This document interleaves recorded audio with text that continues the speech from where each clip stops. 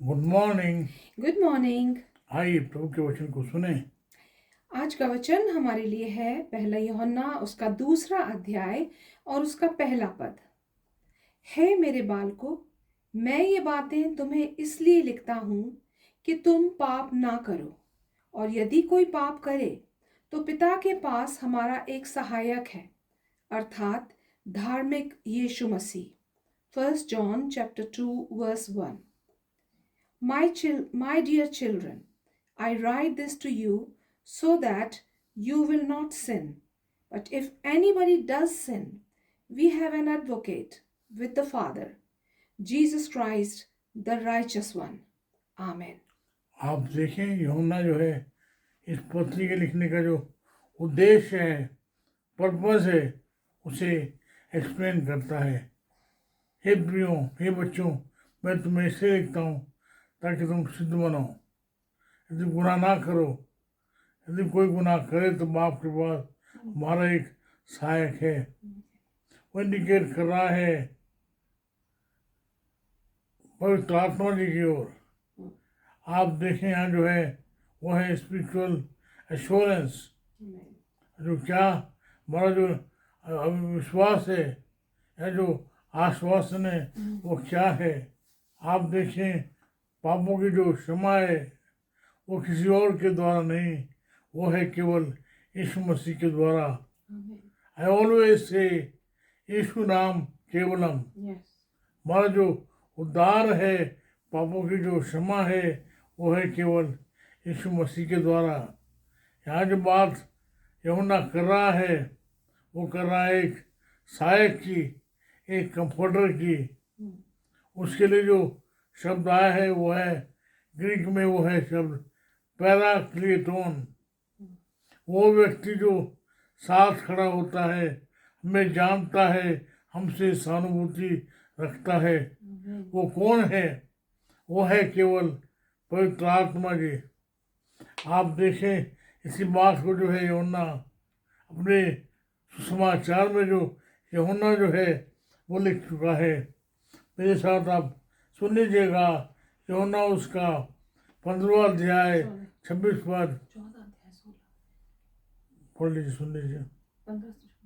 14, 16, 26। आमीन।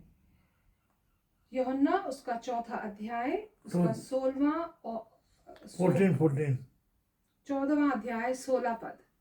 And I will ask the Father, and he will give you another advocate to help you and be with you forever. उसके बाद हम देखते हैं 15-26 में। यूहन्ना 15:26, John 15:26. The work of the Holy Spirit. When the advocate comes, whom I will send to you from the Father, the Spirit of truth, who goes out from the Father, he will testify about me. आप देखें प्रभु यीशु मसीह जो है उसी बात को जो है कह रहा है यूहन्ना 14:27 में, तुम्हारा मन ना डरे, तुम्हारा मन व्याकुल ना हो, ना घबराए, मैं तुम्हें अपनी शांति दिए जाता हूँ। आप देखें वो जो शांति है वो आश्वासन है, इस ओर इंगित करता है कि जो पवित्र आत्मा है वो कैसे हमारी सहायता करेंगे, कैसे हमारी जो बातें हैं लेकर जो है आप प्रभु को समझाएंगे।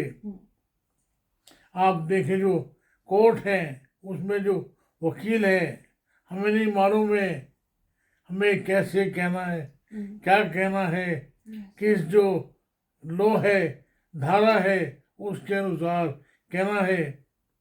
पवित्र आत्मा जी हमारी बातों को लेकर आप भी हमारे लिए आहें भर भर के प्रार्थना करते हैं। उसी बात को जो हमें हमसे लेकर जो है समझाते हैं। आप देखें जो एक एडवोकेट है उसका यही तो काम है। वो जो है हमें जो है सलाह देता है क्या करना है, क्या नहीं करना है। यहाँ जो यूहन्ना बात जो कर रहा है वो कर रहा है, हे बाल को मैं तुम्हें इसलिए लिखता हूँ, इसलिए ताकि तुम मैच्योर हो जाओ। Yes. आपको ध्यान होगा, मैं बार बार आपसे कहता हूँ, जो मसीह जीवन है इस लाइफ ऑफ ग्रोथ। Yes. जो ग्रोथ है वो है केवल पवित्र आत्मा की ओर से। If you are not growing you are decaying. जहाँ जो वृद्धि है रुक जाती है, वहाँ जो है सराहट शुरू होती है। आइए हम देखते हैं, हमारा जो सलाह है, जो एडवोकेट है, वो हमें जानता है ना, वो हमें रहता है। पवित्र आत्मा जी हमारे हृदय में निवास करते हैं। Know ye not you are the temple of the Holy Ghost. क्या तुम नहीं जानते तुम्हारी जो देह है पवित्र आत्मा का मंदिर है ना? Yes. क्या आपने अपने पापों की क्षमा मांगी है? Yes. पवित्र आत्मा से कहा है, आत्मा जी, पवित्र आत्मा आइए मेरे जीवन में निवास कीजिए। वही जो परमेश्वर है जिसने आपको बचाने के लिए, मुझे बचाने के लिए अपने पुत्र को हमारे लिए भेज दिया, वो सहायक हमें दिया है ताकि हम उसके अनॉइंटिंग के द्वारा पवित्र आत्मा जी की जो भरपूरी प्राप्त करें। मैंने बहुत साल पहले प्रभु के एक सेवक को सुना था, आज हमें जो जरूरत है वो है पवित्र आत्मा की अधीनता में अपने आप को देने की। We have to yield ourselves to the Spirit. आप देखें, यहाँ जो बात हो रही है इब्रानियों उसका 7वां अध्याय 15 पद। Hebrews chapter 7 verse 25. Therefore he is able to save completely those who come to God through him, because he always lives to intercede for them. Amen. आप देखें जो बात हो रही है वो है रोमियो उसका 8वां अध्याय verse 34। Romans chapter 8:34. Who then is the one who condemns? No one. Christ Jesus, who died, more than that, who was raised to life, is at the right hand of God and is also interceding for us. Amen. आप देखें इसी पत्री के पहले अध्याय के पहले यूहन्ना के दूसरे अध्याय के दूसरे पद में भी ये बात की है, कैसे उसने हमारा जो मूल्य है, दाम जो है वो paid the debt। 1 John chapter 2 verse 2. He is the atoning sacrifice for our sins, and not only for ours, but also for the sins of the whole world. Hallelujah. आप देखें ना, only he is our advocate, but he has paid the price, Yes. he has paid the debt। Amen. और इस ताकि हमें जो छुड़ाए, हमारी मदद करे, हमें शांति दे, हमें आश्वासन दे। Yes. आप देखें जो डिवाइन जो स्पिरिचुअल जो अटॉर्नी है, उसने ना केवल हम पर हमारे दाम को चुका दिया, हमें जो फिदिया है वो दिया है, हमारे जो छुटकारे का जो दाम है, paid it all. When I can rejoice and से हालेलुया, थैंक यू, तो आपका धन्यवाद हो, उसने आपने मुझे छुड़ा लिया, आपने जो है पवित्र आत्मा जी को दिया। आइए फिर से एक बार अपने आप को पवित्र आत्मा की अधीनता में दें, Yes. प्रभु को धन्यवाद दें।